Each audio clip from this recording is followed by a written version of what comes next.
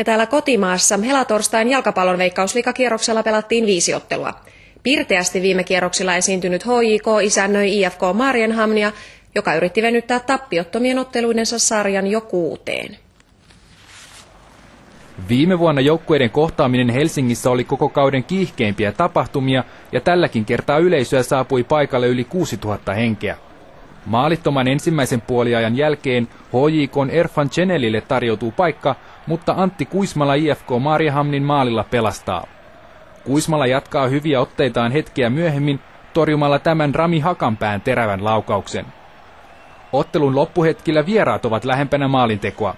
Gabriel Petrovicin antama kulmapotku päätyy Mats Gustafssonille, mutta klubin puolustus siivoaa maalilinjalta.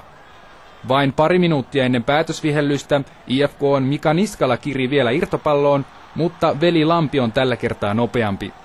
Ottelu päättyy 0-0 tasapeliin ja IFK jatkaa liigaa edelleen vain 1 tappion rasittamana. Tampereen United ja FC Haka ratkoivat Tampereella Pirkanmaan herruutta. Siniasuinen Tamu hallitsee avauspuoliaikaa, mutta tauolle mennään maalittomassa tasatilanteessa. Toisella puoliajalla Tamun painostus jatkuu. Hakan puolustus pelaa tässä tilanteessa kädellä ja pallo asetetaan pilkulle. Ville Lehtinen ampuu pallon varmasti maaliin ja Tampere Unitedille 3 pistettä 1-0 voitolla.